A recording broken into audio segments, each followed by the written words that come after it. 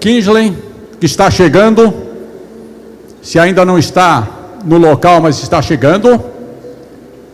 A cadeira vai estar aqui à espera. E também Simão Pedro, que também está chegando para a palestra à tarde. Portanto, solicitamos a presença das palestrantes que antecederam: Anete Guimarães, da palestra de ontem, e Ana Guimarães, da palestra da manhã de hoje. Quando chegarem também, as cadeiras estão aqui esperando do Rosando e também do Simão Pedro. E solicitamos a presença dos mediadores, trabalhadores da doutrina espírita, o palestrante, expositor, o irmãozinho Sidney Lourenço, e também grande trabalhador da seara espiritual, José Wilton.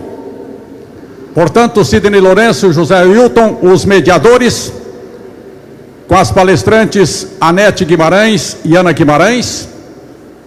E as duas cadeiras estarão aqui à disposição do Rosando e também do Simão Pedro, assim que chegarem. Pode ser. Bom, agora, passando o comando aqui para o Sidney Lourenço. Obrigado. Trabalho. Vamos sentar. Anete, senta nessa aqui, ó, você com o microfone. E Ana, tu senta nessa aqui. Que aí quando o Rossandro e o Simão chegar... Mas tem aqui outro tu vai usar um sem fio, né? Melhor ainda. Tá. Ela vai... O senhor vai sentar onde? Eu vou sentar aqui no meio, tá? Eu acho que tu tiver que pegar tua cadeira e botar junto comigo aqui. Então, ficar do lado. Tá, por causa da filmagem, né?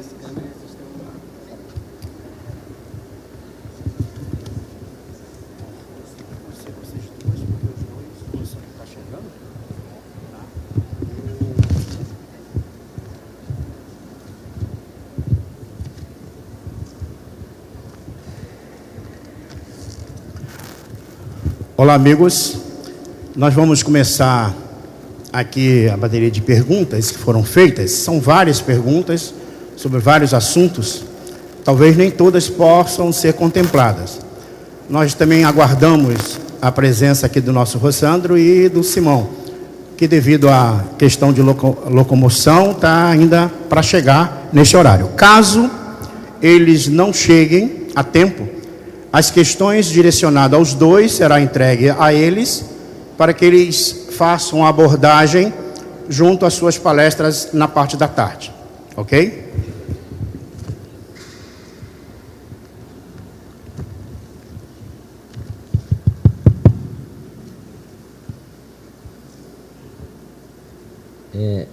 Bom dia a todos.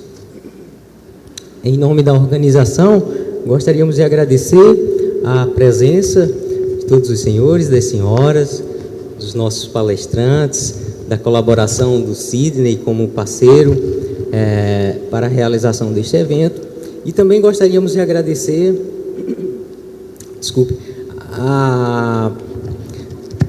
o público que nos assiste através da TV FEB, da TV Secal e também da rádio Web Fraternidade.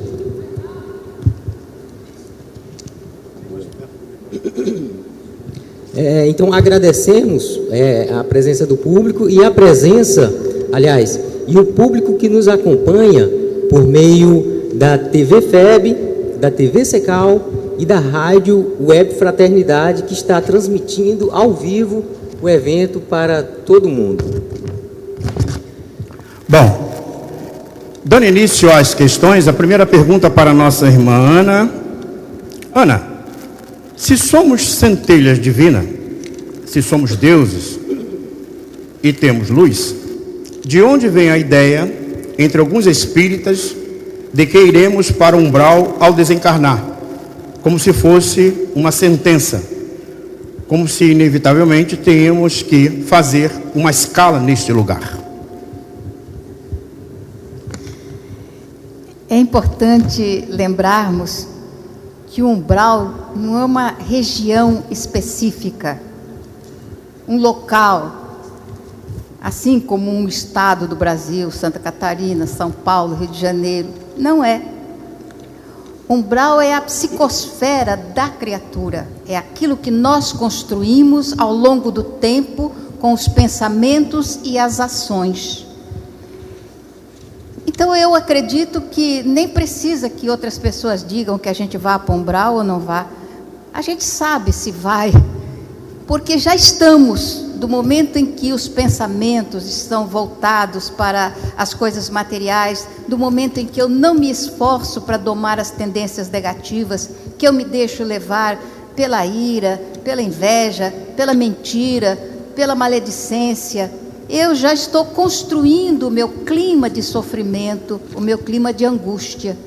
O que nós precisamos lembrar, nós espíritas, é que existe, assim que a gente atravessa o túmulo, um juiz que nos julga sem nenhum resquício de corrupção.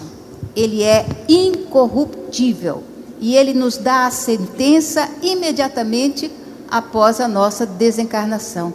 É a consciência. Esse juiz, ninguém pode burlar nada na frente dele, ele sabe. Então é a consciência que vai analisar as perspectivas do mundo que vamos habitar no plano espiritual. Então não tenham medo do umbral. Comecem a trabalhar para que ele não exista a partir de agora. Nesse momento que os nossos pensamentos sejam elevados, construindo o mundo melhor. Para Anete, sabendo que o senhor Richard Davidson tem mais de 60 anos, segundo o que você comentou, crianças participaram do estudo. Hoje, essas crianças, provavelmente adultas, quem são? São pessoas que doam, praticam ternura, bondade e gentileza? Bom, isso a gente não pode responder, porque seria ficção. O que a gente ofereceu para vocês é a descrição de um trabalho científico. Então, as pessoas que participaram do experimento não foram descritas, não foram apresentadas, e normalmente a identidade dos participantes é preservada. Até porque, se você fosse convidado para participar de um teste, e isso iria definir determinadas coisas, você não gostaria que sua identidade fosse revelada. Então a gente não sabe o que aconteceu, que isso não foi descrito. Então as crianças que participaram do experimento não foram designadas, então a gente não sabe o nome, nem foram apresentados, justamente para que não tornasse público as suas identidades, para preservar os participantes de todos os experimentos. Então a maior parte dos experimentos que a gente descreve seguem algumas linhas de pesquisa, né? E uma delas é preservar a identidade dos participantes, ok? Então eu não posso dizer para vocês, a não ser que ele escrevesse isso a respeito. O Walter Mitchell, que trabalhou, por exemplo, durante 60 anos com um grupo de pesquisa, ele também não diz a identidade dos participantes. A gente acompanha, por exemplo, a evolução escolar, a evolução das notas, uma série de coisas que eles viveram ao longo da vida, mas a identidade deles não foi revelada, justamente para que a gente não tenha acesso. Hoje em dia, os meios de comunicação, a mídia, né, permite uma invasão de privacidade muito grande. Então, você permitir que a sua vida seja revelada com o objetivo de ajudar em pesquisa é uma coisa, agora permitir que ela seja invadida é outra, tá?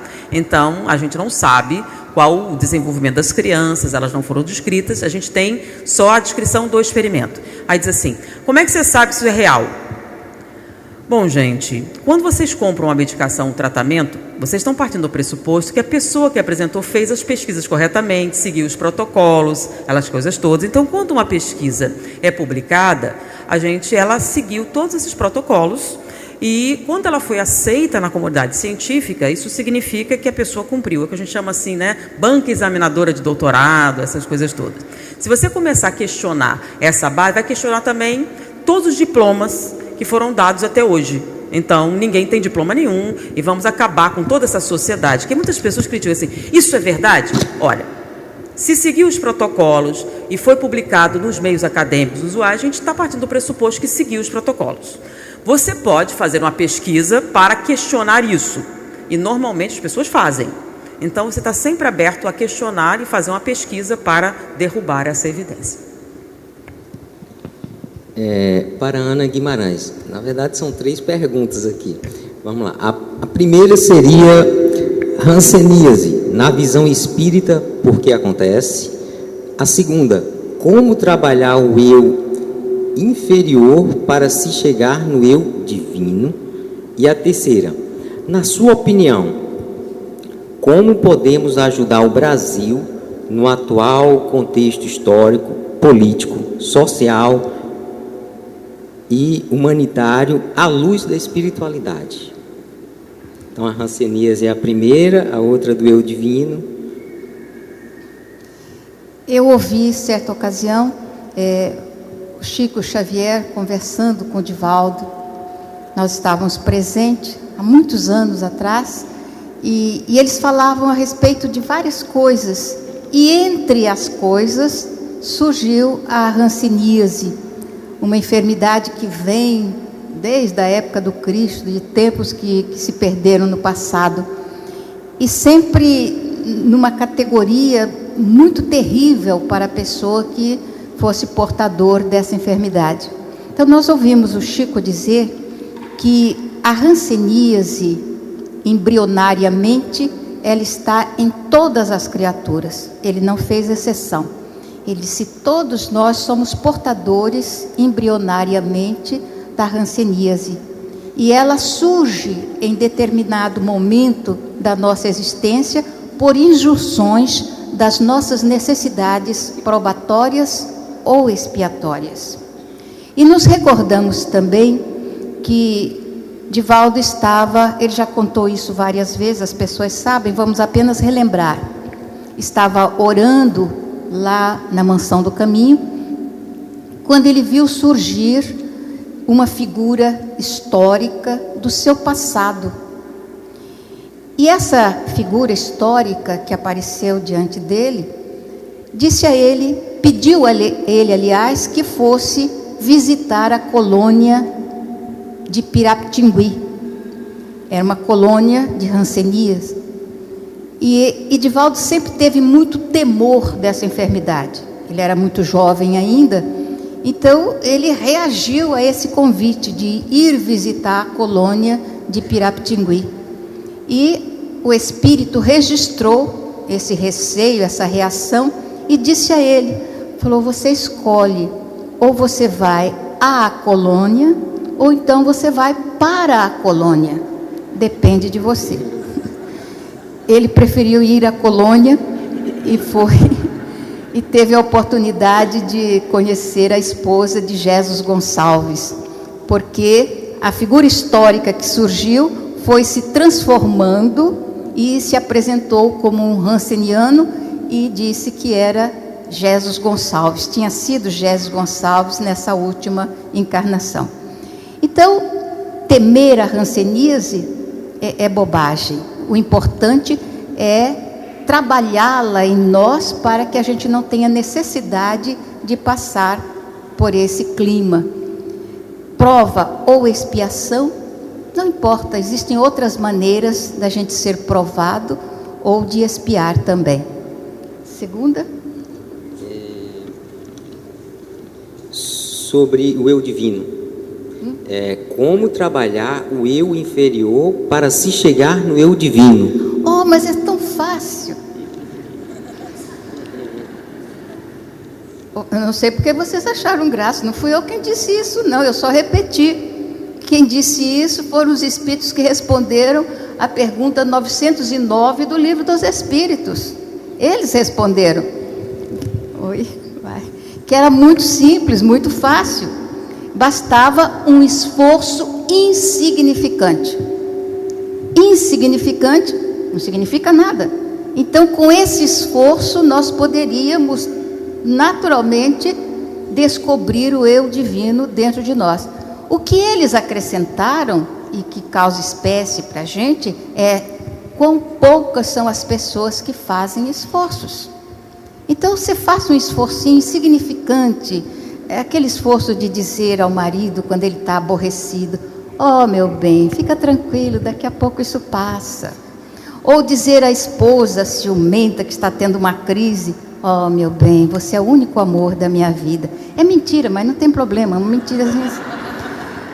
Ou então atender o filho ou a filha com tranquilidade.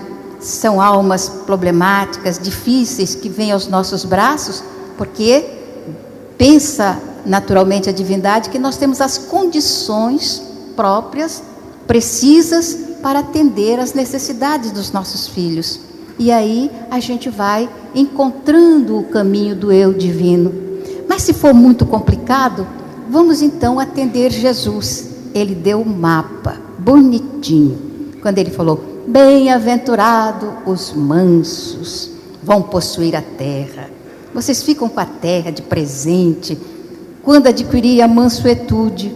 Depois ele vem com os pacíficos, e nós vamos seguindo as bem-aventuranças e vamos aportar nesse eu divino que brilha dentro de nós. Como podemos ajudar o Brasil? Ajudar o Brasil? Vamos ajudar o Brasil. Muitas pessoas perguntam, né, se o Brasil é realmente coração do mundo, a pátria do Evangelho, devido ao clima que nós estamos vivendo. Não é só o Brasil, não, o mundo inteiro está vivendo esse clima. Vamos lembrar que nós estamos no processo de transição. Então, toda a sociedade em transição sofre conflitos. Agora, olha Jesus falando que em tudo nós seremos acicatados, mas não nos tornaremos aflitos. Em tudo seremos afligidos, mas não aflitos. Então não devemos ficar aflitos pela situação. Se nós fizermos um quadro comparativo, nasce um tumor em alguma região do corpo, se torna aquela inflamação doída, que vai aumentando, vai crescendo. Chega um momento que parece que a gente não suporta mais. Então vem o médico e dá um pequeno pico, e aí aquela coisa ruim toda sai, e o alívio é imediato. Então nós estamos no momento em que o tumor está crescendo, está vindo a furo, saindo toda coisa desagradável que está dentro, para que o tecido sadio comece a se estabelecer. Então não nos afligir com o momento, é o momento de transição. Estamos sofrendo o conflito de tanta coisa ruim que se foram acumulando, mas não vamos ficar afligidos por isso, não vamos ficar aflitos por isso. Vamos nos tranquilizar e continuar orando e trabalhando pelo bem, porque a par dos acontecimentos de corrupção, de loucura, de tudo isso que está acontecendo, crianças brasileiras, adolescentes brasileiros, que estão saindo do Brasil para outros países, levando mensagem de esperanças. São crianças que estão fazendo descobertas extraordinárias em vários campos, fazendo pesquisas lindas. São jovens que estão se distinguindo na área de vários tipos de conhecimento, e está levando isso lá para fora. É mensagem brasileira, sem contar os espíritas que estão levando o espiritismo a outras pátrias, a outros países. Isso é extraordinário. A gente sai daqui do Brasil para outros países e encontra lá um punhadinho de brasileiros valentes, guerreiros, que estão implantando a semente do Evangelho, que sai daqui para lá, da mesma forma que saiu da França e veio para cá, e cresceu aqui, e floresceu aqui, e agora já pega as sementes e leva. O importante, espíritas, meus irmãos, o importante é que a gente leve sementes que sejam boas, as melhores possíveis, para que a árvore do Evangelho possa brotar ali, além, alhures, em toda parte, porque nós estaremos selecionando as sementes para que elas sejam boas e deem frutos sazonados.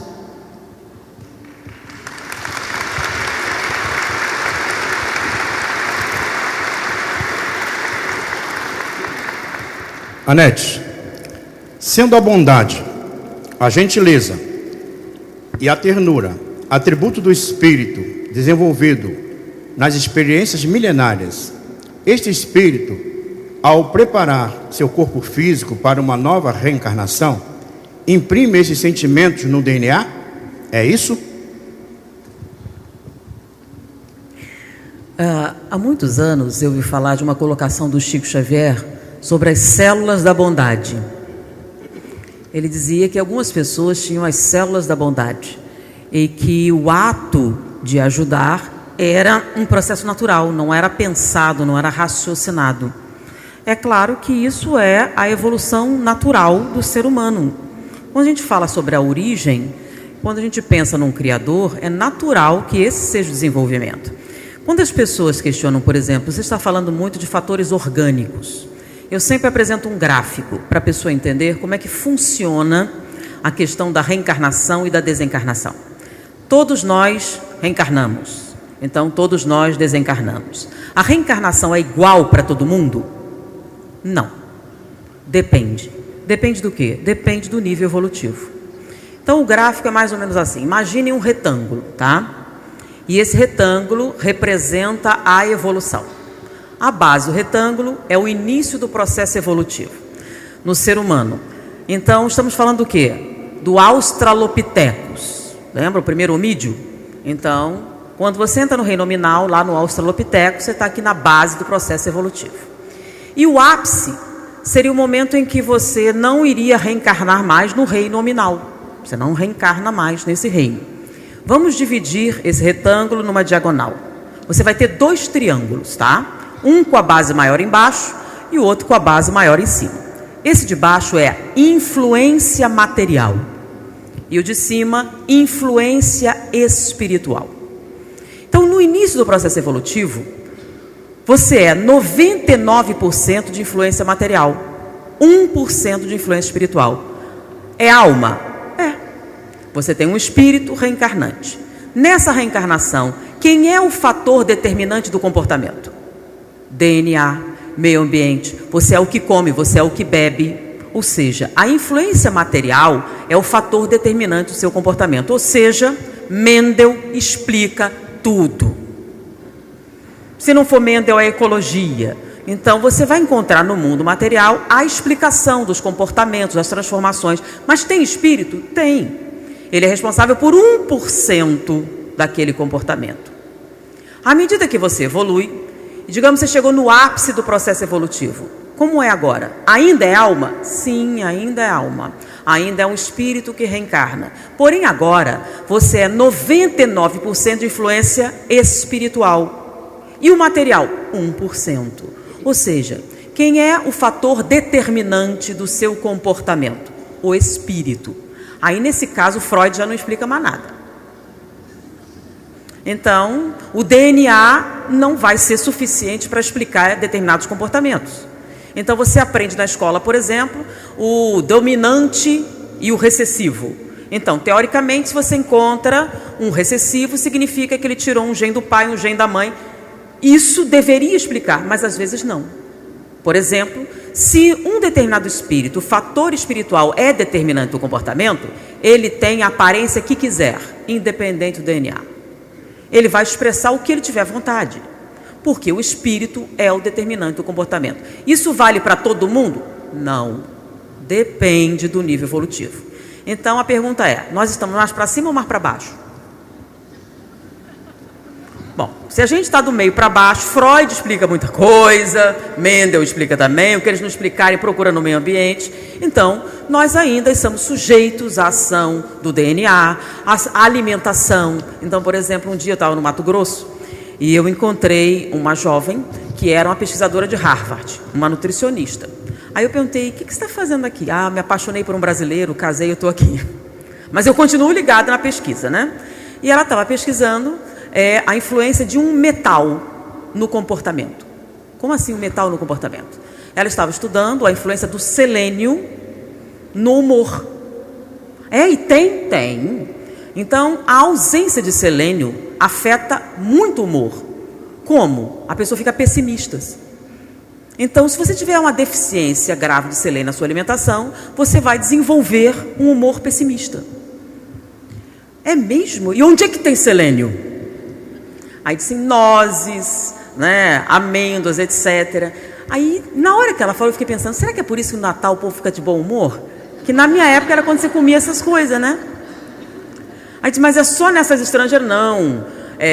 A castanha do Pará, qualquer tipo de fruto dessa natureza possui selênio. Se você tiver deficiência, você fica pessimista. Ah, todo mundo é assim? Jesus também? O povo já começa com Jesus, né? Você botar Jesus na conversa não é muita areia para o caminhão? Você está se comparando com Jesus? Não, né? Vamos pegar a gente no nível evolutivo. Onde é que a gente está mais ou menos? Se a gente estiver do meio para baixo, selênio faz falta. Se a gente estiver do meio para cima, é indiferente. Porque quando você estuda determinadas psicopatias, você vai fazer um quadro. Uma criança que sofreu privação nutricional grave até 2 anos de idade. Maus tratos físicos e mentais. Qual a probabilidade dela se tornar um sociopata? Você sabe que criança foi essa? Chico Xavier. Ele era um sociopata? Fome, maus tratos físicos e mentais. Quer dizer, se você tivesse a vida do Chico Xavier, você seria o Chico Xavier? Ou seja, o meio ambiente afeta o comportamento ou não? Depende do nível evolutivo. Então, quando vocês analisarem todos esses aspectos físicos e espirituais, levem sempre em consideração esse gráfico. Qual o nível evolutivo? Então, dependendo do nível evolutivo, o fator físico será determinante ou o fator espiritual será determinante. Então, levando isso em consideração, como a gente está pensando do meio para baixo, então a gente fala, a alimentação é importante, beber água é importante. Você sabe que beber água limpa muito a psicosfera. Por quê? Dilui certas coisas, a hidratação faz diferença, a alimentação de qualidade, uma série de fatores fisiológicos podem contribuir para o seu bem-estar físico e mental. E a gente tem aquela velha conversa, né? Mente sã em corpo são. Então, se você promover a saúde física, ajuda muito a melhorar o nível mental. Isso é igual para todo mundo? Depende do nível evolutivo.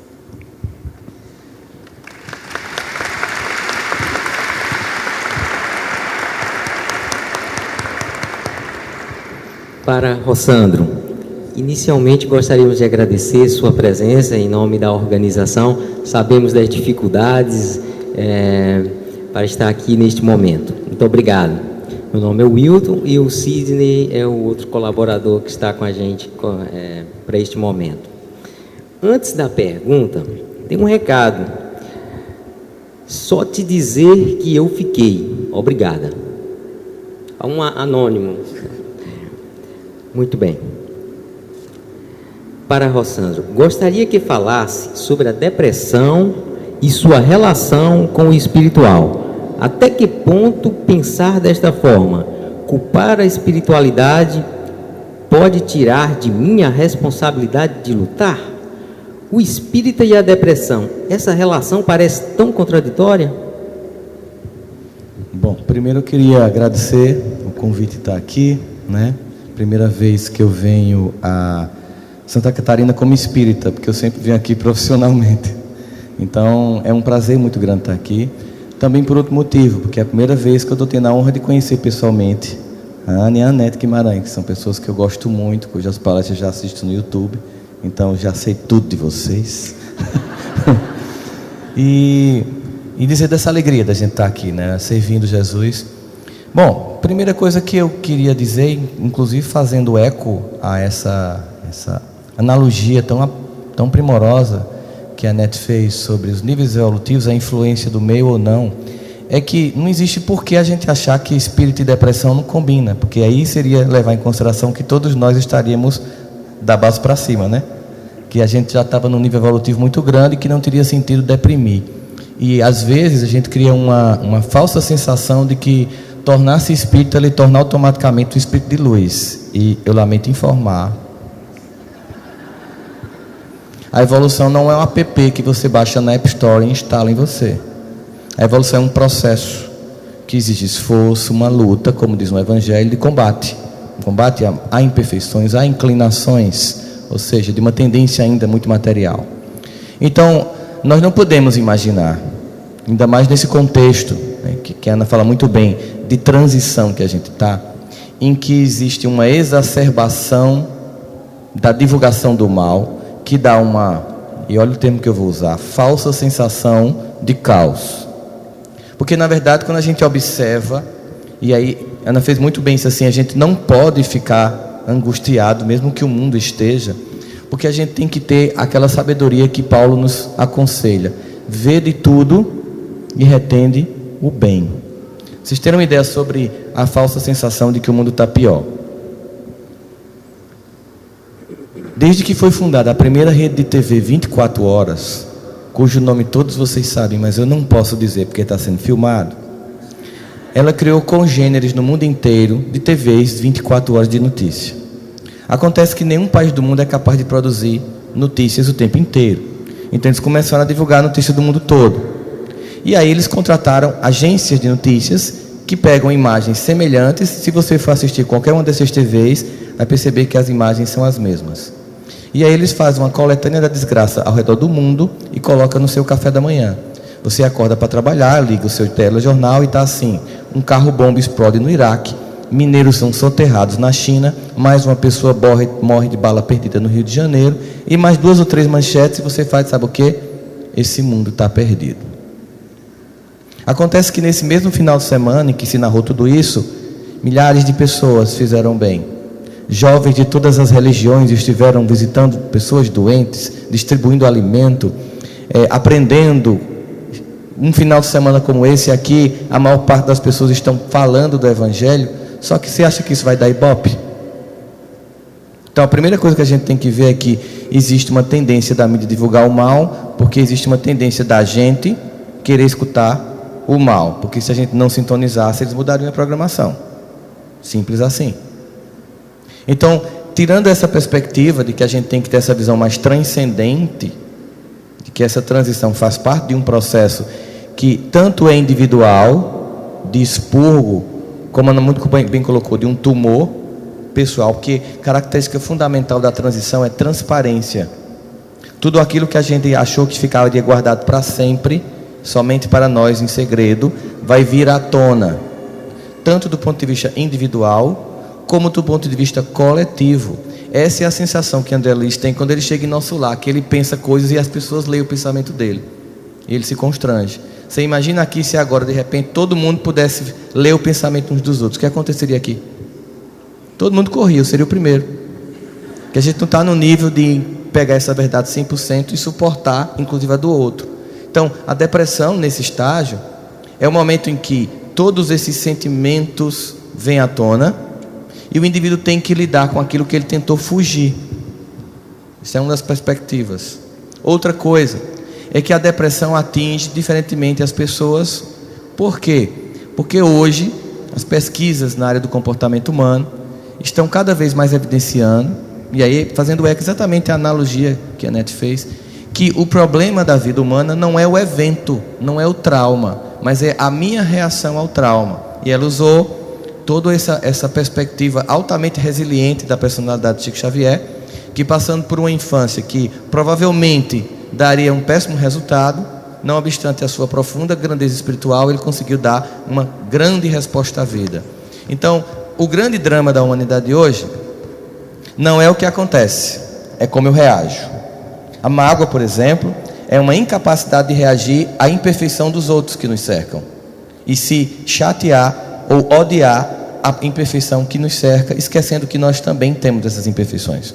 E o objetivo então do indivíduo é desenvolver em si uma profunda capacidade de entender-se e aceitar-se como é, trabalhando aquele conceito apresentado por Joana de Ângeles, muito útil ainda não utilizado pelas ciências psicológicas, porque encara que uma obra psicografada não tem valor, coisa que o valha, de resignação dinâmica, ou seja, é uma aceitação do meu atual estado, eu me resigno, mas ao mesmo tempo desenvolvo uma dinâmica para mudar tal estado.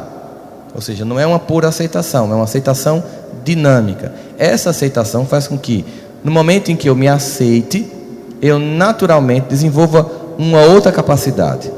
Qualquer indivíduo que, percebendo todas as suas imperfeições e não se julgando nem se culpando, mas aceitando-se e se modificando, ele desenvolve uma coisa fantástica, que é a capacidade de perceber que todos ao seu redor também merecem esse respeito nas suas imperfeições. Deste modo, dificilmente os eventos externos irão me deprimir, porque eu entendo que nesse universo as imperfeições uns dos outros é na verdade uma forma de me aprimorar e eu aprimorar os que ao meu redor se encontram. É um crescimento coletivo. Eu não fico preso ao teu defeito, nem você fica preso ao meu. Nós vamos buscar o ver de tudo e retende o que é bom. Nós vamos buscar em cada um os aspectos mais saudáveis e mais avançados do comportamento. E é isso que faz com que a gente fique na família, porque família é um lugar que tem hora que a gente pensa em matar a pessoa, mas no fim a gente pensa que não conseguiria ter feito nada do que fez sem essas pessoas na nossa vida. No início a gente tem uma relação imatura de querer que todos sejam como nós somos, o que seria um tédio absoluto.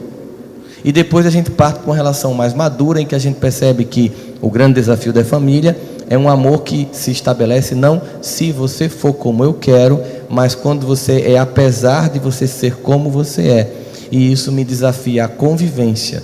No momento em que eu te aceito e me aceito, eu crio o germe de um processo real de fraternidade, que ele não é romanceado, nem é moralista, mas ele é de uma aceitação plena de nós como nós somos, com nossas sombras, com nossas deficiências, para que a gente vá invertendo essa polaridade de interferência do material, do, digamos, coletivo, do cultural, para que a gente seja cada vez mais aquilo que Pietro Baldo vai colocar na sua obra, ou seja, não um ser espiritual, né? Não um ser humano com experiências espirituais, que é o que a maioria ainda faz.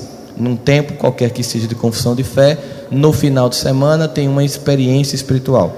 Aí nós inverteríamos a polaridade na proposta que Anete nos apresenta, deixaríamos de ser um ser humano com experiências espirituais para finalmente se perceber, não apenas intelectualmente, mas viver a experiência de ser um espírito eterno em uma das muitas experiências humanas, de tal modo que esse ambiente já não chocaria tanto, não deprimiria tanto, e nós seríamos não o agente do caos, mas o agente da esperança. E aí vamos para uma coisa prática. Se você quer contribuir como espírita para a melhoria da psicosfera do planeta, toda vez que você receber um vídeo no seu WhatsApp de tragédia, de coisa ruim, de quedas morais, se puder, nem veja. Mas se você vir, apague. Não transmita para as listas. Não divulgue o mal. Como diz André Luiz, o mal não merece comentário em tempo algum. Nós precisamos ser aqueles que vivem a vida com esperança, porque sabemos que não são os agentes políticos apenas que regem nossos destinos, sobretudo Cristo que nos governa. E baseado nessa serena condição, nós sabemos que os processos são transitórios. E para dar um exemplo ainda mais concreto sobre esse momento de depressão coletiva que muita gente está vivendo aqui no Brasil, particularmente nós, contando com esse cenário mundial, mais as nossas questões que se arrastam, nós não estamos vendo o início da sujeira, nós estamos vendo o início da limpeza. O que está vindo à tona é o que sempre aconteceu. Eu fiz uma palestra num órgão público em Brasília, que é de vigilância e proteção da Amazônia, Sensipan. Eram só militares. No final da palestra eu fui jantar com um general no restaurante em Brasília, e chegamos lá, havia um ministro do Supremo aposentado. E o general sentou próximo ao ministro, me apresentou e disse assim: que pena, ministro, que o Brasil está vivendo esse momento tão complexo. O senhor que está aqui há tanto tempo em Brasília deve estar também muito triste. E ele deu uma risada muito grande, mas muito grande. E depois de uma grande gargalhada, ele colocou a mão no ombro do general e disse: meu filho, eu estou morrendo feliz, porque estou vendo o meu país mudar. Tudo que você está vendo sempre foi bem pior na minha época, mas não existia imprensa livre para denunciar, nem justiça capaz de prender e punir. Então vamos deixar de ser infantis, vamos deixar de dar trabalho para Jesus e vamos trabalhar com Jesus para a construção de um mundo novo.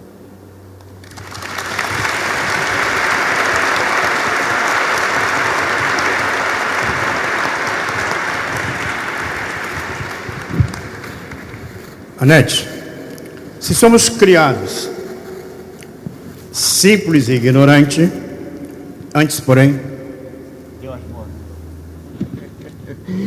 Olá, Simão, agradecemos em nome da organização a sua presença neste evento. Obrigado.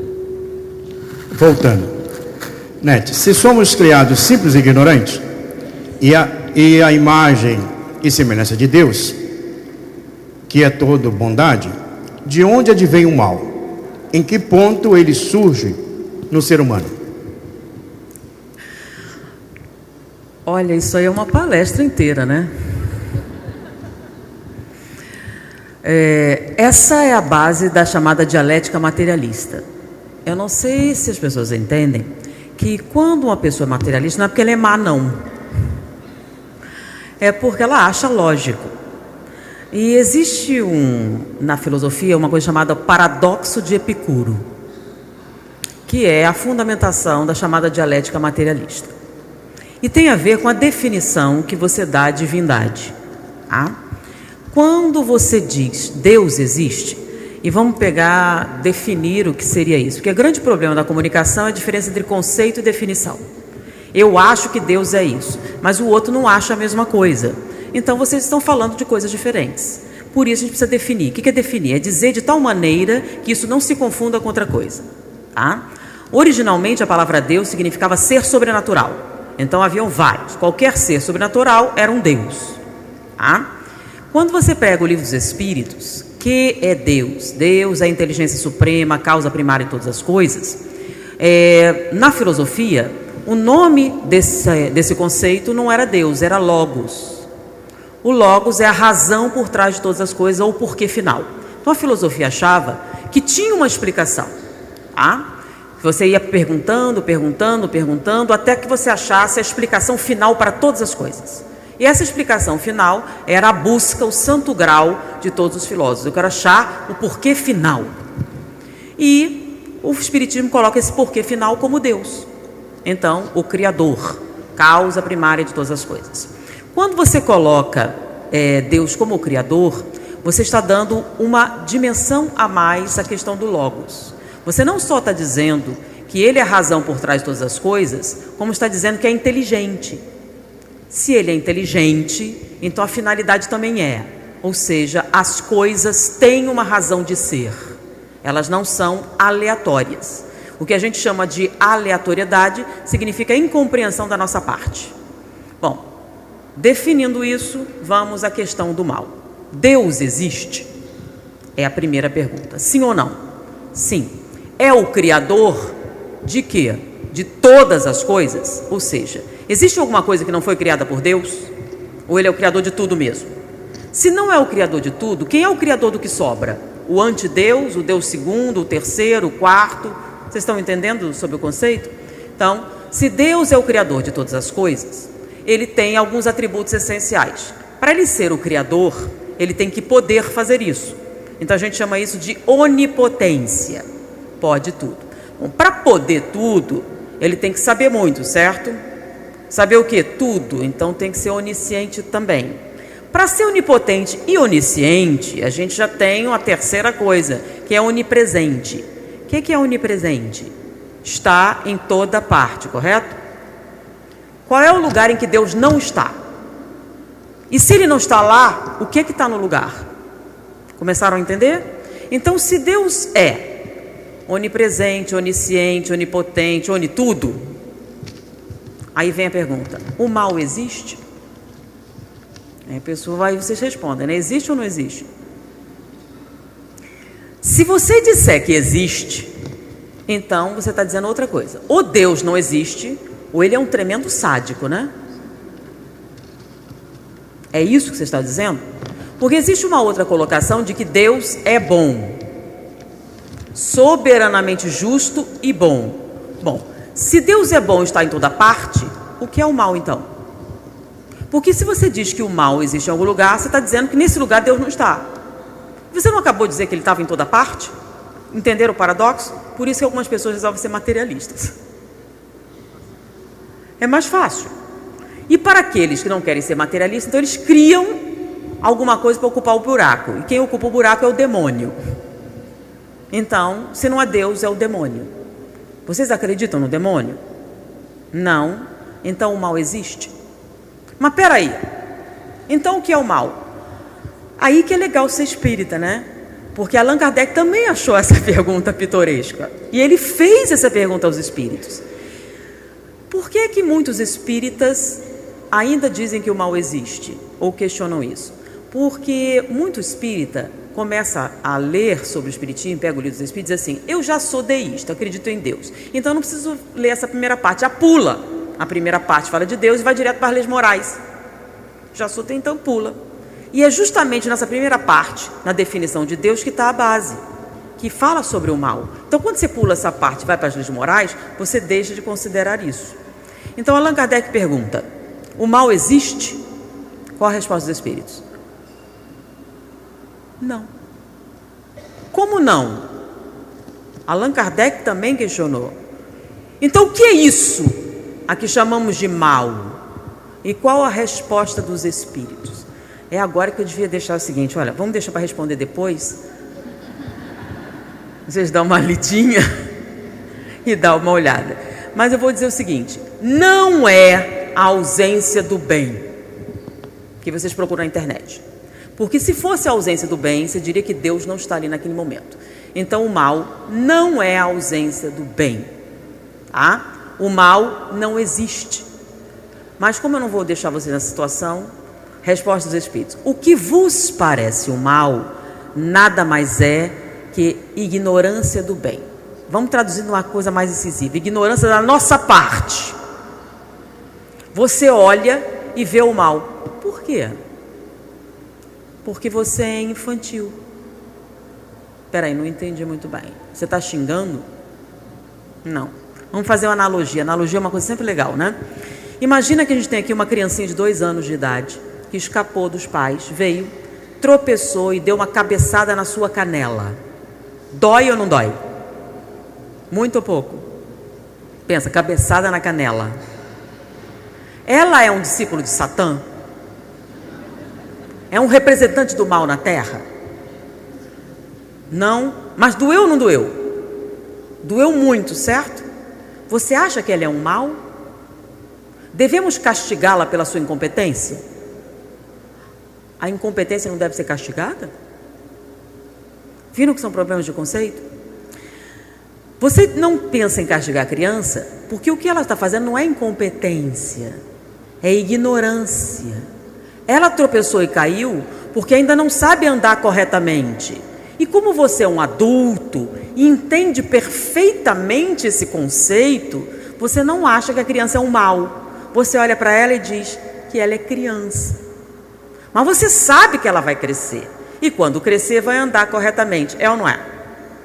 Então imagina um espírito muito, muito, muito, muito superior, olhando você fazer muita besteira. Ele olha para você e pensa: é um discípulo de Satã. É o mal na terra.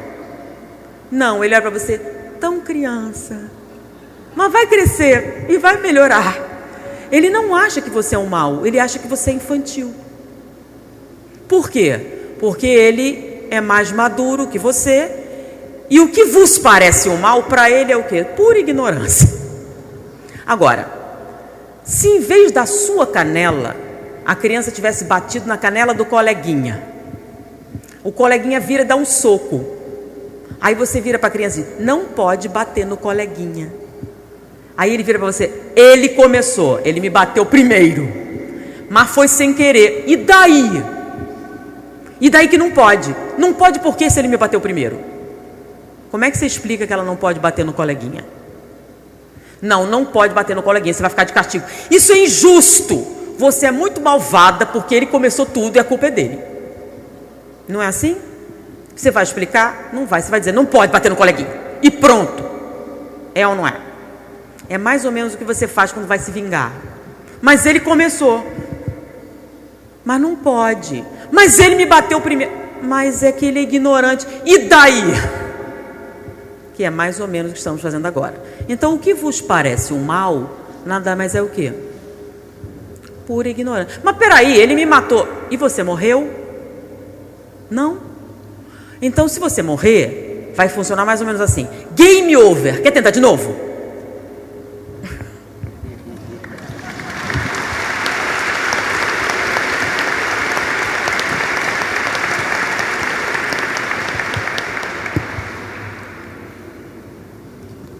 Para Ana, um tema que se fala bastante é o assédio espiritual, mas ainda não entendemos, compreendemos de maneira clara, pois deixamos de estudar o suficiente e praticar quando estudamos. Por gentileza, aborde o tema. Questão do assédio espiritual. Que ainda não entendemos, não compreendemos de maneira clara e deixamos de estudar o suficiente e praticar quando estudamos. Assédio sexual ou espiritual? Espiritual. Ah, bom, que bom. Que bom. Que é o assédio espiritual.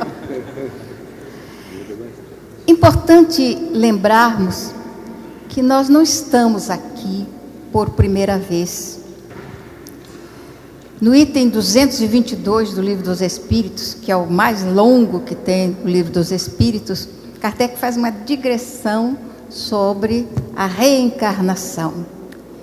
Então, estamos acostumados a dizer que vivemos múltiplas existências. Aliás, Castro Alves fala de uma forma linda, múltiplas existências, e ainda vamos passar por outras tantas. Nas vivências anteriores, nós fomos construindo ou desconstruindo uma série de coisas. O objetivo da reencarnação é exatamente estabelecer a evolução do espírito, o crescimento da criatura, o aprendizado das coisas boas. A Nete falando, dizendo, né? Ele me matou, mas você não morreu. Então pensa você no mundo espiritual agredindo alguém que está aqui no corpo físico. Exatamente por isso. Ele me matou, me prejudicou, me fez isso, me fez aquilo. A criatura que está encarnada e que não está sabendo do que foi que ocorreu, porque houve o esquecimento do passado.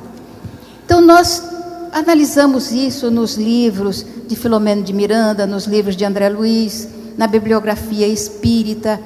Analisamos esse assédio espiritual àqueles que estão encarnados. O importante não é a gente analisar só essa agressão ou irmos para a desobsessão pensando nesses espíritos que estão agredindo os coitadinhos dos encarnados aqui que não fizeram nada, nem estão se lembrando de nada. O importante é você se colocar na situação do encarnado que esqueceu o passado, mas sabe que o tem. E que está aqui com o objetivo de colocar as coisas no seu devido lugar. Vamos pegar o Evangelho. Jesus diz coisas difíceis da gente entender, se olharmos assim, nua e cruamente, no que ele está dizendo. Ele pega e diz assim, amai os vossos inimigos. Olha que complicação que é isso. Se ele colocar o inimigo do lado da gente, aqui o Sidney do meu lado, como é que eu vou amar o Sidney se eu olho para ele e tenho a noção de que ele é uma pessoa que me prejudicou muito? Ou ele olha para mim e pensa a mesma coisa. Quando é que a gente vai conseguir se gostar? Nunca. Aí o que é que a lei faz? Pega o Sidney e bota na minha casa, ou como marido, ou como filho, ou como pai, ou como irmão, de alguma sorte. Então eu vou sentir contra ele animosidade ou uma sensação desagradável, mas ele é meu irmão. Eu vou ter que defendê-lo em determinadas circunstâncias, eu vou ter que cuidar dele em outras circunstâncias.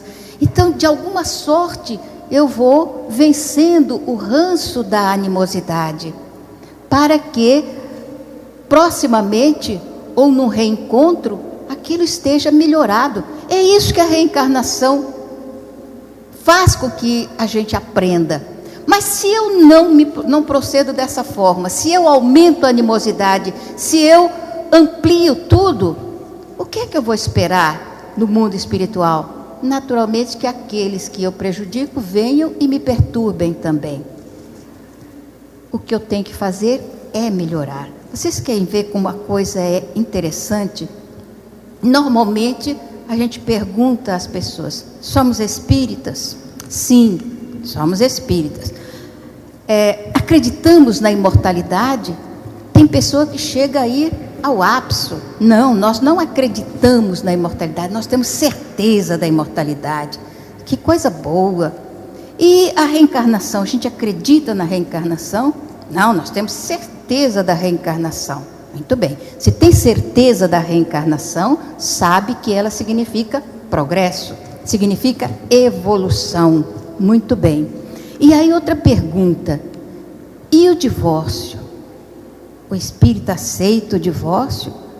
A resposta é mais ampla do que as outras respostas. Sim, sim, claro, a gente aceita o divórcio, acredita no divórcio e tal. Aí é a hora que eu não entendo. Porque se eu sou espiritualista, imortalista, reencarnacionista, eu tenho que pensar na lei de causa e efeito. Eu tenho que pensar na lei de ação e reação. E eu tenho que ouvir Jesus dizendo: amai o vosso inimigo, fazei o bem àquele que vos maltrata, que vos calunia, que vos fere. Eu tenho que ouvir tudo isso e olhar a pessoa que está do meu lado, que eu não estou suportando mais conviver ao lado dessa criatura. Mas se eu estou pensando em termos de evolução e eu sei da lei de ação e de reação, eu vou tentar superar tudo isso, aprender a gostar desta pessoa que a lei colocou ao meu lado de alguma sorte para que eu gostasse dela. Eu nem digo amar, mas pelo menos gostar ou tolerar, que já está minimizando a questão. Então, enxergar devidamente as lições que a doutrina espírita nos tem ofertado.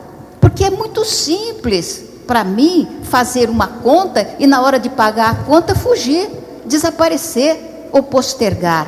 É isso que fazemos quando abandonamos o nosso compromisso e deixamos de fazer o esforço para domar a tendência negativa.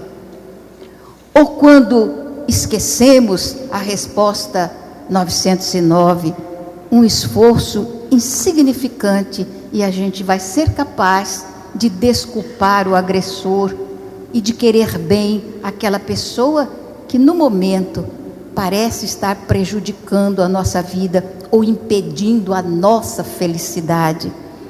Então, temos que raciocinar e racionalizar os ensinos da doutrina espírita para fazer o aplicativo real em nossa vida, o aplicativo verdadeiro. Toda ação provoca uma reação, toda causa provoca um efeito. Então, o que estamos passando agora, muitas vezes, já é o efeito daquilo que foi feito no passado. Então, vamos transformar esse efeito num patamar de crescida, para melhorarmos-nos. E para se estabelecer uma amizade verdadeira, a gente passa pela fieira das reencarnações. Então, hoje, o marido complicado, a esposa difícil, o filho problemático, o irmão difícil de suportar, o pai e a mãe, todos eles representarão os amigos do futuro, aqueles que virão, através dos laços da amizade, nos auxiliar a sustentar as dificuldades provacionais ou expiatórias do momento. Maturar um pouquinho as lições espíritas, para que o aplicativo não seja feito só para os outros, mas que o aplicativo seja para mim. Se eu participo de uma reunião de desobsessão, vamos lembrar que aquele espírito que chega atormentado pode ser eu amanhã. Então, por que não começar agora a querer-lhe bem, a ofertar a Ele vibrações de ternura?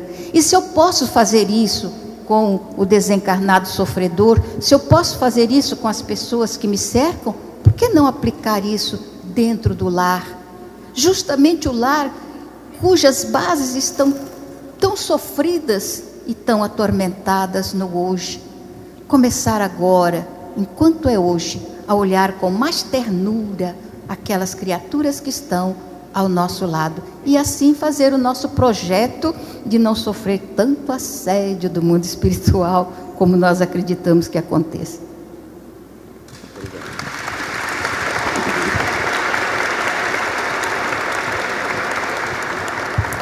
Uma pergunta para o Simão Pedro. Tem microfone aí, não tem? Ótimo.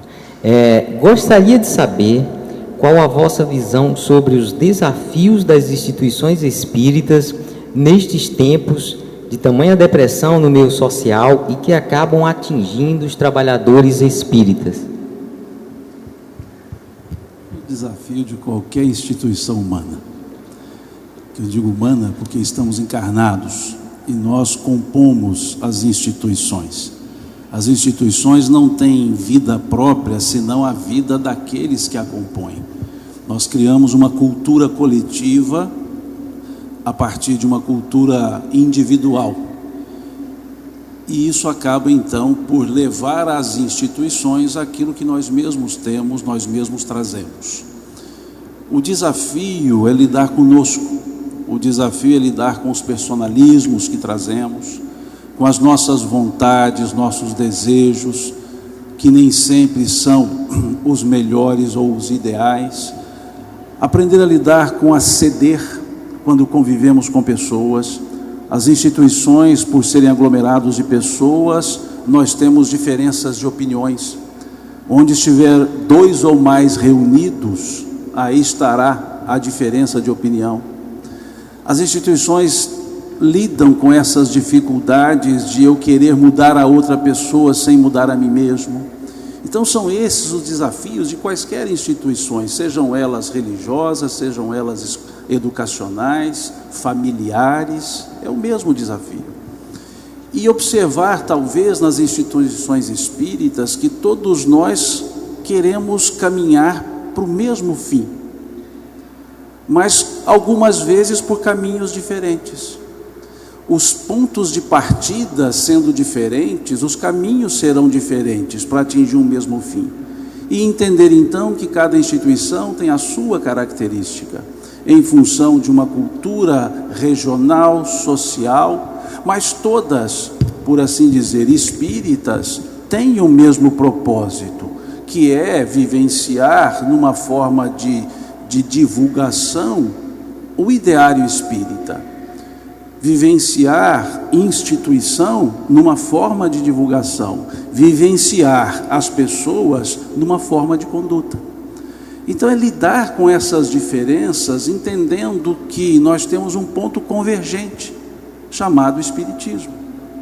Kardec foi preciso, quando ele coloca no capítulo A Constituição do Espiritismo, lá no livro Obras Póstumas, que a única coisa capaz de retardar a marcha do Espiritismo seria a falta de unidade. E o que é a falta de unidade? Unidade de princípios. Comungar a mesma ideia, absorvendo-a no nível e no ritmo de cada um. Então, lidar com essas diferenças é o elemento principal para podermos ter as instituições exercendo o papel que a elas cabe. Nós temos muitas vezes que dar uma de João Batista. Quando Jesus chegou a João, João o atendeu, e Jesus saindo, João o Batista conversa com dois dos seus discípulos, à época Tiago e João, ainda discípulos de João Batista. E ele diz a Tiago e João, olhando para Jesus: é necessário que ele cresça e eu me diminua. O que ele quer dizer com isso? Que há um valor maior que não demanda concorrência. E João entendia que se ele continuasse no ritmo que ele estava, sendo confundido ele mesmo com o próprio Messias, Jesus teria um concorrente, não à altura, mas na percepção. E ele então diz: é necessário que ele cresça e eu me diminua.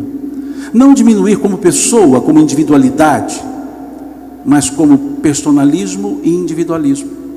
Então é necessário que o Espiritismo cresça e nós nos diminuamos, não no aspecto de espíritos que somos, individualidade que somos, mas talvez naquela ideia de querermos ser os donos do Espiritismo. Kardec também foi preciso, Projeto Espírita de 1862, no mesmo livro Obras Póstumas, o Espiritismo não se impõe a quem quer que seja. Ele quer ser aceito livremente, por força das ideias e das convicções. Em consonância com o que disse o Cristo: aquele que quiser vir após mim, renuncie-se a si mesmo, pegue a sua cruz a cada dia e me siga.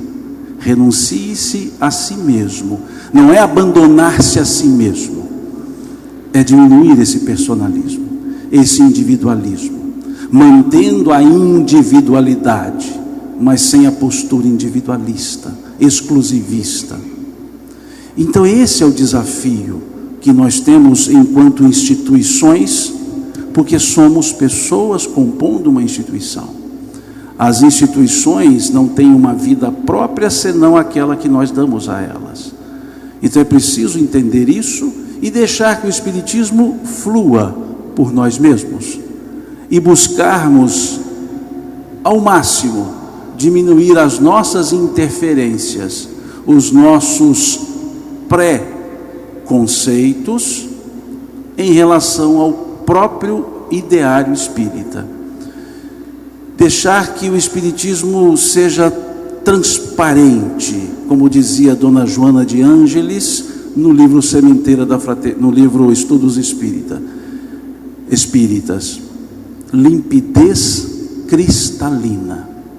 Dizia-nos ela: estudar o Espiritismo em sua limpidez cristalina é dever que não nos é lícito postergar, seja qual for a justificativa na qual nos apoiamos. Limpidez cristalina. E para estudar nessa limpidez cristalina, nós precisamos também limparmos-nos de conceitos prévios, ideias próprias, e abrir-nos para o entendimento dessa realidade espiritual. Muito bem colocado aqui pela Ana, quando ela diz: temos o conhecimento que somos imortais, mas não temos a consciência da imortalidade. Somos imortais e temos medo da morte. Somos reencarnacionistas e educamos nossos filhos pelas ideias unicistas. Então falta-nos uma certa consciência, como um médico pneumologista que fuma.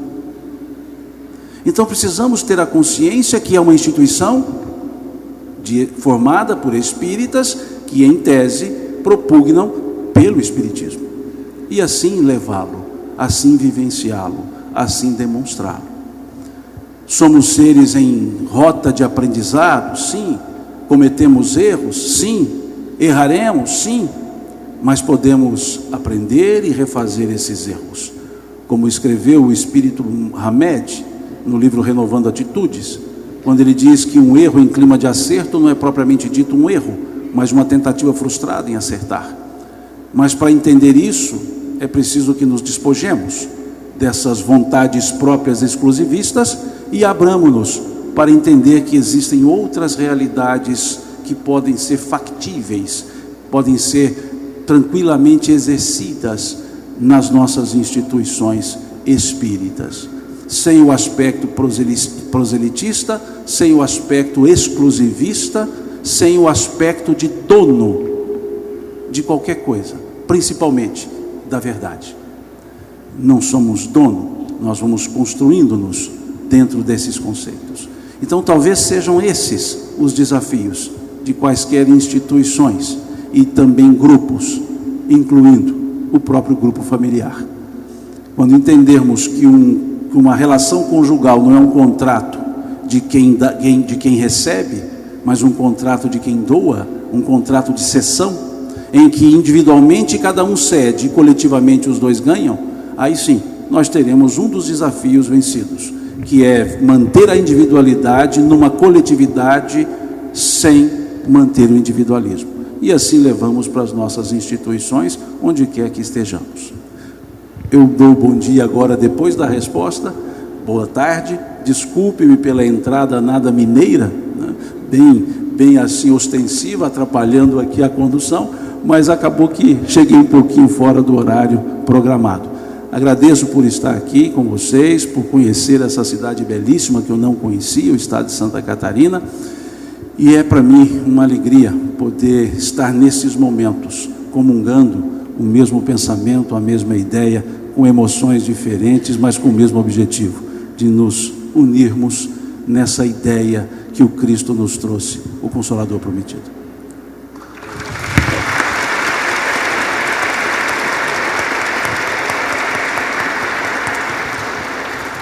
Agora, para o Rossandro, uma pergunta bem tranquila. Ao abrirmos mão de relações tóxicas, por que voltamos a interagir, a pensar, mesmo sabendo que nos faz mal essa relação? E junto a ela, por favor, fale um pouco sobre perdoar a si mesmo. Fazer igual a NET agora, dava uma palestra cada pergunta dessa. Por que nós pensamos em pessoas que são tóxicas e que a gente deixou? Porque a gente achou que só elas eram tóxicas e esqueceu o quanto a gente é tóxico também. É interessante notar que toda vez que a gente deixa uma relação, e é claro que eu acho que tem alguns momentos que não tem alternativa que não seja o divórcio, quando tem, por exemplo, agressão física, ameaça de morte, estupro, chega momentos que, de fato, não tem como você não continuar, pode representar um risco. Mas, muitas vezes, na maioria dos casos, as pessoas têm saído de relacionamentos completamente viáveis, com a ilusão. Eu sempre digo, para quando alguém chega para mim e vou me separar, eu pergunto: você acha que lá fora tem um monte de gente super equilibrada ali esperando para casar? Assim, super virtuoso, super virtuosa, e que vai ser bem diferente do que você tem? Às vezes a gente tem tanta pouca possibilidade, ou tanta pouca vontade de ceder, né? Como você estava colocando, Simão, de chegar nesse contrato de cessão, para que a gente consiga construir essa relação, que a gente sai precipitadamente. E obviamente, como aquilo não foi uma escolha madura, a gente vai reencontrar aquele esquema psicológico em várias situações, num ciclo em que a gente sai de uma pessoa desequilibrada para outra, até que a gente entenda que tem que ficar para resolver. Esse é o princípio das constelações. Você foge do pai que você julga por sua visão infantil, que é ruim, e vai encontrar um patrão que reproduz esse pai, ou um marido, o que é muito comum, você casar com um homem exatamente igual ao pai que você não gostava. E esse processo é para que você repita a experiência na mesma encarnação, porque tem quem reencarne na mesma encarnação. Você repete essa experiência na mesma encarnação para que você finalmente resolva a equação emocional. Então, essa toxicidade, ela está solicitando que os dois se desintoxiquem dentro da relação e não fora da relação. É para que os dois troquem essa agressividade por um respeito. Porque comumente as pessoas chegam e dizem assim: meu casamento acabou de repente. E não existe a lei do de repente na lei da evolução. Na verdade, para um casamento acabar, tem que ter muita disciplina. Eu percebi isso ao longo dos tempos de terapia, o quanto você tem que ter disciplina para acabar um casamento. Você tem que sempre fazer uma piada todo dia de mau gosto com a pessoa. Você tem que todo dia dar um sorriso irônico. Você todo dia tem que demonstrar o seu asco pela presença da pessoa. Você tem que sempre falar mal dela na frente das visitas. Você tem sempre que ignorar a presença dela. Você tem que sempre dar no telefone quando ela chega. Você tem que sempre que virar quando ela deita na cama. E você faz isso várias e várias vezes, durante vários e vários meses e anos, até que, de repente, o casamento desandou. E aí você sai com esse seu padrão de comportamento para uma outra pessoa, entra naquela ideia falsa de que está apaixonado, e o estado de paixão é aquele estado em que você tem fica meio obtuso o cérebro, porque aumenta a produção dos lóbulos e diminui a atividade do córtex, que é racional. Logo você acha que a pessoa é perfeita. E é comum porque quando a gente escuta isso, aí o conceito mal entendido de alma gêmea no movimento espírita só colabora com isso, que não existe alma gêmea, só alma que geme mesmo.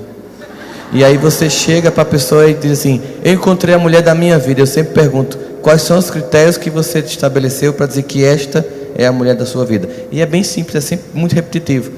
Você acredita que ela gosta das mesmas músicas que eu gosto? A gente assiste as mesmas séries da Netflix junto. A gente adora Game of Thrones, House of Cards, The Walking Dead. E aí começa a enumerar um monte de coisa que faz igual. Aí eu termino e digo: que coisa tediosa esse relacionamento. Nada se acrescenta do outro. Claro que isso passa e vem a ficha e você percebe que a pessoa é diferente. E como você não amadureceu, você entra novamente no clichê de: eu não quero você, porque eu sou narcisista, porque eu sou egocêntrico e eu quero uma cópia de mim mesmo. E aí você começa novamente a machucar, a ignorar, e vai por outro, até que cai a ficha que não, peraí, eu tenho que mudar, eu tenho que mudar a minha toxicidade, eu tenho que abrir mão daqueles 2 grandes defeitos anunciados no Evangelho: o orgulho e o egoísmo. Porque com orgulho e egoísmo, nenhuma relação humana é viável. Uma vez uma aluna chegou para mim, sempre tem a Barbie da universidade, né? Tem um monte de Barbie, tem a Barbie das Barbies, a top of mind das Barbies. E ela chegou para mim, porque ela ia dizer que ia casar com o Ken, o top of the Ken da universidade. E perguntou o que é que eu achava. Eu conheci os 2, eram meus alunos, e eu disse assim: você quer minha opinião sincera? Ela disse: claro, estou perguntando. Acho que não vai dar certo, não. Ela: por quê? Porque você se acha uma Barbie e ele se acha um Ken. Aí, mas é porque a gente é bonito? Não, não é porque vocês têm uma beleza com padrões quase semelhantes. É porque vocês têm egos semelhantes. Então você acha que ele tem que lhe cultuar, e ele tem a mesma sensação. Então dificilmente um casamento assim vai dar certo. Eu não sou médium, nem faço previsões. 6 meses depois estavam na delegacia da mulher. Então, se eu entro com disposição de ser servido, eu estou intoxicado. E é muito fácil fazer fazer aquilo que é o mais básico do infantilismo psicológico: projetar no outro, dizer que o outro é que é o problema. Eu vejo muito isso em casamento, quando você vai fazer o evangelho no lar, na casa dos espíritas. Aliás, a gente devia fazer um monte de encontros sobre casamento no movimento espírita. O pessoal tá pirado, né? Aí chega no lar, vai fazer um evangelho no lar, né? Aí abre aquela mensagem de Emmanuel. Aí o marido abre a mensagem de Emmanuel e faz é a cara de alguém. Ora, onde isso vai ser um evangelho mais? Não é mais um evangelho, é um jogo de acusação. Você fica usando os espíritos para poder dar um golpe no outro. Então está tóxica a relação. A mensagem, a gente vê isso no 2º livro da série André Luiz, acho que é Os Mensageiros, né? Em que ele vai para uma reunião mediúnica e o mentor diz assim: como seria bom que os nossos irmãos médios percebessem que as mensagens que através deles chegam são sobretudo e primeiramente para que eles percebam neles. Porque é comum a gente vir para um evento desse e pensar assim: cara, isso que ele está dizendo é a cara de fulano, ele bem que devia estar aqui. E quem está aqui é exatamente quem devia estar aqui. Isso é para a gente. Então a primeira coisa é essa, da toxicidade, que a gente precisa realmente perceber. Eu tenho que deixar de projetar no outro. Eu lembro que uma vez eu fui lá em Campina Grande, na minha cidade, e Simão Pedro já foi, no MIEP, né, Simão? Tem 46 anos, é um evento ininterrupto, que acontece durante o carnaval. Quando eu era da adolescência, a gente fazia o anjo. O anjo é aquela pessoa que fica junto com o expositor, para levar no hotel, né?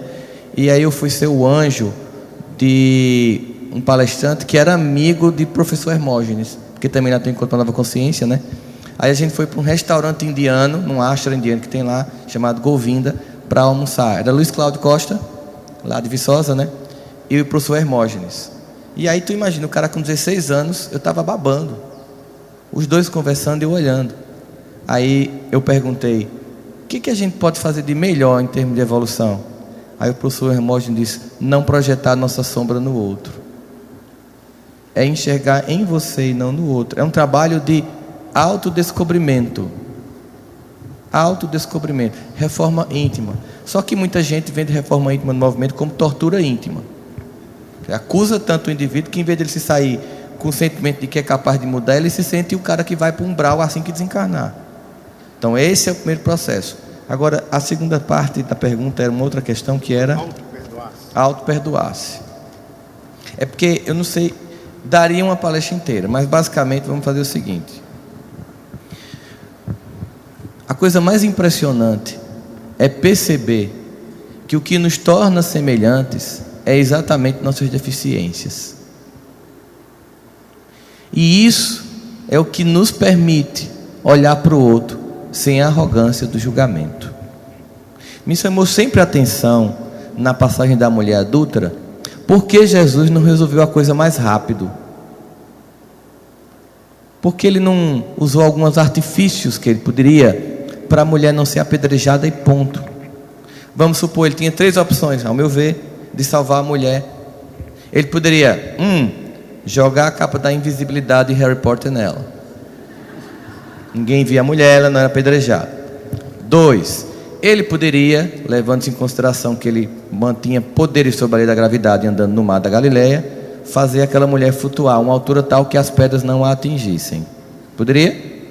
Poderia. Ele podia, já que ele manipulava os elementos físico-químicos, transformando algo em vinho, transformar as pedras em areia. Não poderia? Poderia, mas ele não fez isso. E a narrativa cinematográfica dessa cena é sempre um Jesus irritado com a multidão, que fica lá escrevendo, segundo alguns teólogos, os pecados da multidão. Jesus precisaria, na verdade, de um data show para fazer isso, não era nem um pedaço de areia. Mas vai lá que seja. Mas ele deixa a multidão se aproximar, e na cinematografia sempre olha com um olhar de: quem são vocês?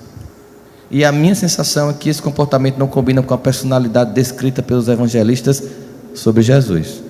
Certamente ele deixou a multidão se aproximar porque ele tinha o mesmo amor pela mulher, pela multidão.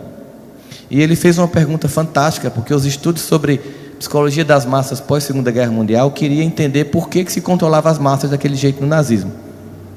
E o que Jesus faz é uma inversão total da lei da psicologia das massas. Ele tira o psiquismo de massa de um grupo que vem coeso, seguindo uma regra da Torá, que era ao mesmo tempo um código moral e um código civil, se comportando como grupo, perdendo a sua individualidade, porque quando você está em grupo você faz o que todo mundo está fazendo.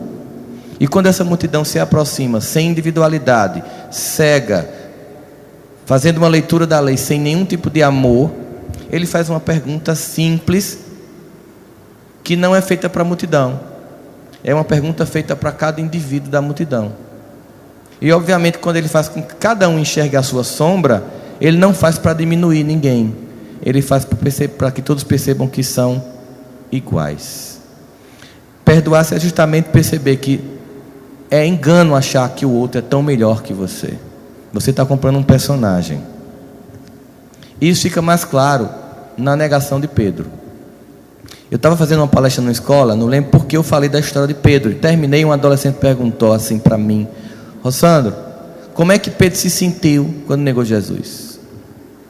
Aí eu pensei, adolescente com suas perguntas, né?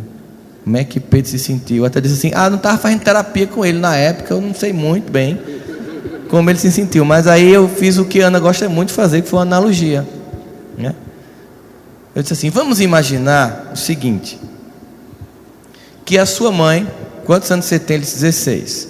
Que a sua mãe vai lhe pegar na escola. Você sabe que uma mãe pegar um filho na escola com 16 anos é o maior mico que pode acontecer. Mas ela foi, nesse dia, ela foi assim, completamente desgrenhada. O cabelo estava tipo só Jesus na causa, aquela coisa, a roupa suja, aquele olhar de desespero, botou a cara no colégio, fez assim, fazendo uma bruxa, Um amigo olhou para você e fez: aquela não é tua mãe? Aí você fez: não, não é minha mãe não. Tem certeza? Tenho certeza. Aí, olha, é tua mãe. Não, não é minha mãe não. Aí, quando ela vai olhando em sua direção, você vira e sai. Negou 3 vezes a mãe. Foi para casa a pé, a mãe não lhe encontrou, entra em desespero, chega em casa. Você chega depois, porque ela foi de carro. Quando você chega, ela está lá desesperada. Já ligou para o seu pai, já ligou para os hospitais, para o IML, que você sabe que mãe pensa logo que o mal todinho do mundo aconteceu. Quando ela lhe vê, ela chega, tem uma sensação de alívio. Diz: meu filho, onde é que você estava? Eu estava aqui em desespero, ainda bem que você chegou. Aí ela lhe abraça e diz: que bom que você chegou, meu amor, você é o amor da minha vida. Como é que você se sente? Pedro se sentiu bem pior que isso. Mas veja que importante esse momento de Pedro. Somente assim, reconhecendo a própria sombra dele, ele poderia se candidatar à missão que Jesus delegou para ele, de fundamentar essa nova revelação, sendo ele a pedra dessa nova revelação. É porque quando alguém chegava para Pedro e dizia assim: Pedro, esse Jesus amoroso, Salvador que você está me apresentando, eu não mereço. Por quê? Porque eu estuprei, porque eu matei, porque eu abortei, porque eu roubei, porque eu destruí, porque eu invejei. E depois das muitas revelações que cada um fazia no atendimento fraterno lá com Pedro, ele olhava assim e dizia com muita profundidade no olhar: eu entendo você. E ele olhava sem julgamento. Se perdoar é se olhar sem julgamento, é entender-se como uma criança ignorante, como a Nete muito bem colocou, que vai amadurecendo e que encontra outras crianças ignorantes, e que quando esse conhecimento, quando essa concepção fica mais firme, a gente vai entender que tudo é um processo e que tudo faz sentido, e vai entender o que o Paulo vai nos propor: em tudo dai graça, porque esta é a vontade de Cristo Jesus para convosco. Porque tudo tem um propósito e tudo tem um porquê, especialmente com a multiplicidade das existências. As experiências todas têm motivações. Então esse auto-perdão é fundamental. Mas aí tem muita gente que não faz pelo seguinte: ser vítima é legal demais, ser vítima é confortável. Você chama uma pessoa para fazer uma atividade na instituição espírita: posso não, você não sabe quem sou eu sou um espírito muito trevoso, muito atrasado. Dá um passo, posso não, dá uma passo, posso não, evangelho, posso não. É cômodo ser ruim, é cômodo ser vítima, porque quando você é vítima, você não trabalha por Cristo, você dá trabalho por Cristo.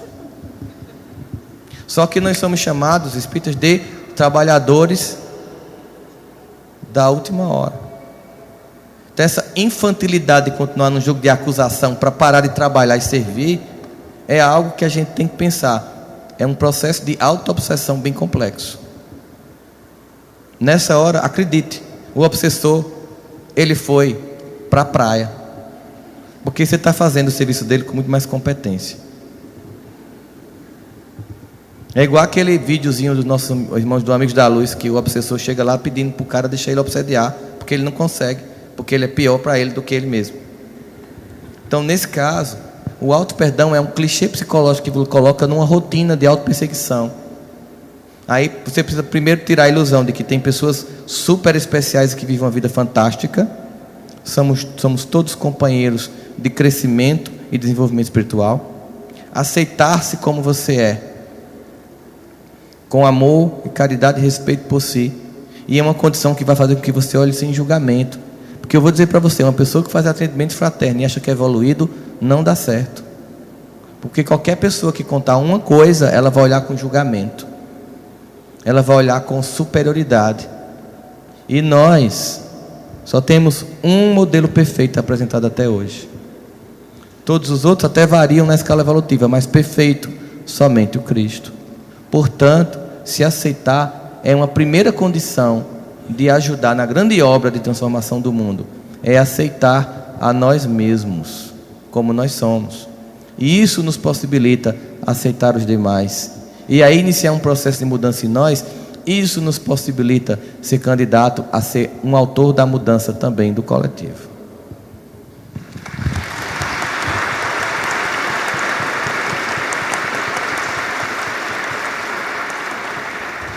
Nossos irmãos estarão ainda dentro da programação, falando à tarde e amanhã, para maiores reflexões sobre esse conteúdo, sobre esse assunto.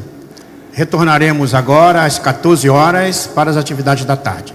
Agradecemos a todos pela participação e principalmente os painelistas aqui presentes. Muita paz a todos.